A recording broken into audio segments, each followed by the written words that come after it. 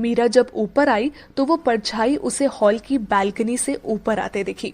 अगर हमने लाइट जलाई तो वो भाग जाएगा, अंधेरे में ही जाकर पकड़ते हैं उसे, मीरा ने मन ही मन खुद से किसी जासूस की तरह कहा और धीरे धीरे कदम बढ़ाते हुए हॉल की ओर गई। हालांकि वो भूल चुकी थी कि ये हॉल अक्षत का था और घर वालों का वहां जाना बिल्कुल मना था।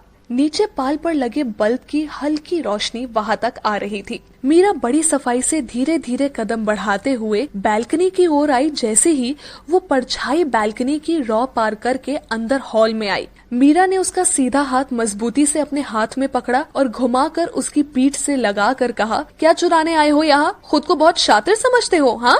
लेकिन मेरी नजरों से बचना इतना आसान नहीं है। चोर? What the hell? मीरा के चंगुल में फंसे उस लड़के ने कहा। क्या बात है, इंदौर के चोर इतने पढ़े लिखे? भाई वाह, अंग्रेजी में बात कर रहे हैं, मीरा ने ताना मारते हुए कहा। लड़के ने अपना हाथ छुड़ाने की कोशिश की, लेकिन मीरा ने इतना कसकर पकड़ रखा था, ऊपर से मोड़कर पीठ से लगाया हुआ था। बेचारा चाहता तो भी कुछ नहीं कर पाता। तुम हो कौन और ये क्या बकवास कर रही हो? लड़के ने गुस्से से कहा।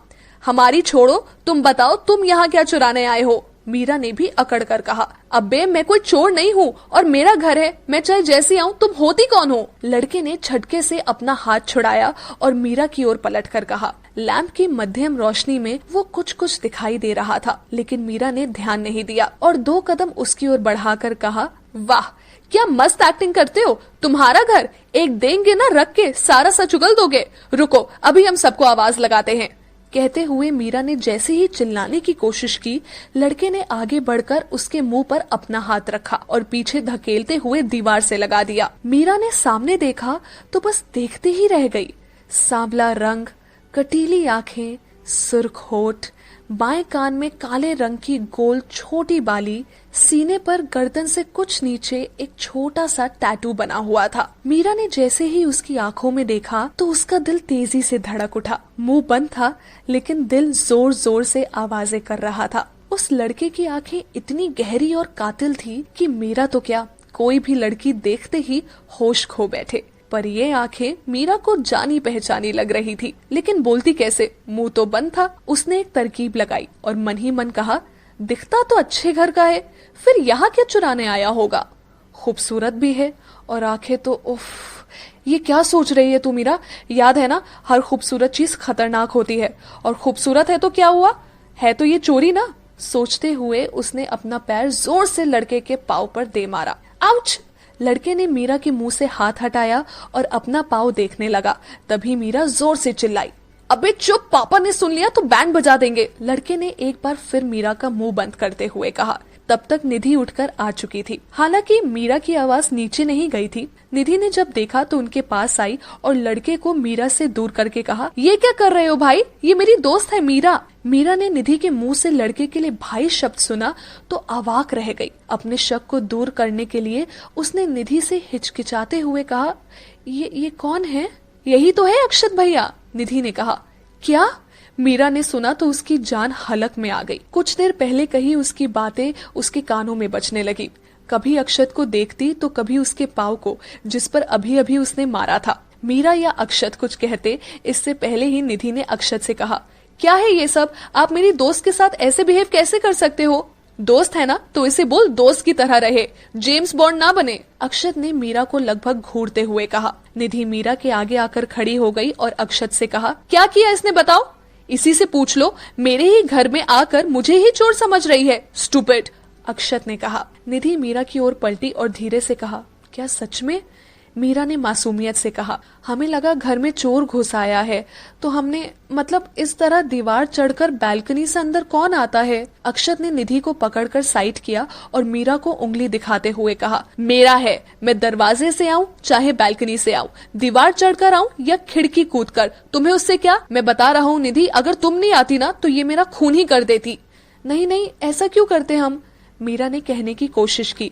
तभी अक्षत ने कहा, तुम निकलो यहाँ से, आई थिंक तुम दोनों ही निकलो यहाँ से। निधि मीरा का हाथ पकड़कर उसे अपने साथ ले जाने लगी। जाते जाते मीरा ने पलटकर अक्षत को देखा तो वह सोफे पर बैठा अपना पाँव सहला रहा था। कमरे में आकर निधि ने दरवाजा बंद करते हुए कहा, अच्छा हुआ मम्मा पापा ने नहीं देखा, वरना अक्षत भैया की पिटाई पक्का हो जाती। आई एम सो सॉरी निधि, वो हमें नहीं पता था वो तुम्हारा भाई है, हमने उनसे न जाने क्या क्या बोल दिया।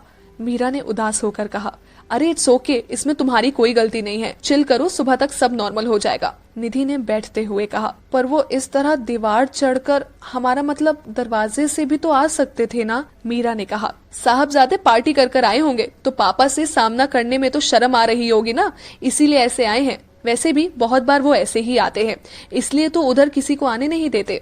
निधि ने कहा, सोचा नहीं था आपसे ऐसे मुलाकात होगी, आप सच में कॉम्प्लिकेटेड ही हो। मीरा बड़बड़ाई तो निधि ने कहा, क्या हुआ, चलो सो जाओ और ज्यादा मत सोचो।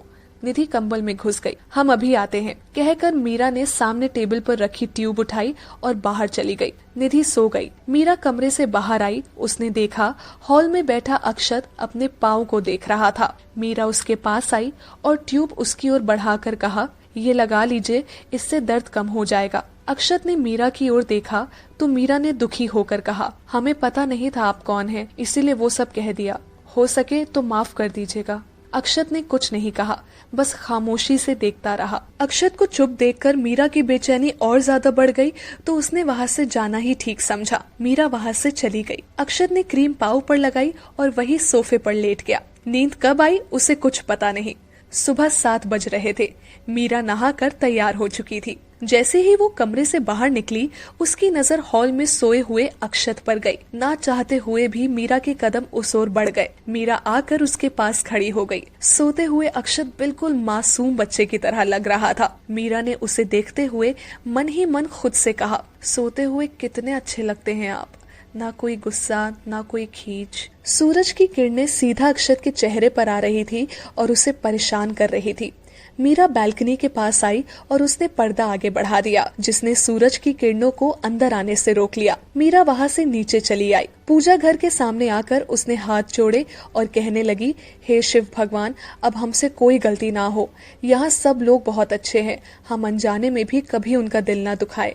प्रार्थना करने के बाद मीरा जैसे ही जाने के लिए पलटी, अर्जुन से टकरा गई। अर्जुन के हाथ में हल्दी की कटोरी थी जो दादी ने ही मंगवाई थी पूजा घर में, लेकिन जैसे ही मीरा अर्जुन से टकराई, सारी की सारी हल्दी अर्जुन की शर्ट पर आ गिरी। मीरा ने देखा तो कहा, माफ कर दीजिए, वो हमने ध्यान नहीं दिया, हम साफ कर देते हैं। कहते हुए मीरा ने अपने दुपट्टे से अर्जुन की शर्ट को साफ करना शुरू किया और लगभग बड़बड़ाते ही जा रही थी। मीरा जितनी परेशान थी, अर्जुन उतने ही प्यार से उसे देख रहा था। अर्जुन ने देखा मीरा जिस दुपट्टे से हल्दी साफ कर रही है वो भी पीला हो चुका है, तो उसने कहा, इसे साफ करने के चक्कर में आपने अपना दुपट्टा खराब कर लिया। मीरा ने देखा तो अपना सर पीट लिया और मन ही मन कहा, ये क्या किया, अपना फेवरेट दुपट्टा खराब कर लिया। अभी वो खुद को कोस ही रही थी कि तभी दादी वहां आई और अर्जुन की हालत देखकर कहा, अरे अर्जुन, ये क्या सारी हल्दी अपने ऊपर गिरा ली? जी दादी, वो हमारी वजह से गिर गई, आई एम सॉरी। मीरा ने उदास होकर कहा, अरे बेटा उदास मत हो, ये तो अच्छा शगुन है। हल्दी का गिरना मतलब घर में कुछ अच्छा काम होने वाला है, क्या पता अर्जुन की शादी ही हो जाए। दादी ने हंसते हुए कहा, क्या दादी आप भी? अर्जुन ने शर्माते हुए कहा, सही कह रही है दादी, शादी की उम्र तो हो ही चुकी है तुम्हारी। दूर से राधा ने आते हुए कहा, मैं शर्ट चेंज करके आता हूँ। कहकर अर्जुन वहां से चला गया। देखा मीरा, शादी के नाम से कैसे भाग गए लाड साहब। राधा ने मुस्कुराते हुए कहा, जब सही वक्त आएगा तो वो खुद हाँ कह देंगे आंटी, और देखना उन्हें बहुत अच्छी लड़की मिलेगी। कहते हुए मीरा ने जैसे ही ऊपर वाले फ्लोर की ओर देखा, सामने अक्षत खड़ा अंगड़ाई ले रहा था, जिसे देखकर मीरा ने मन ही मन कहा, बाकी इन्हें कोई लड़की शादी के लिए हाँ कहेगी कि नहीं इसका कुछ पता नहीं। सच लिखा है इन्होंने अपने नाम के आगे, कॉम्प्लिकेटेड।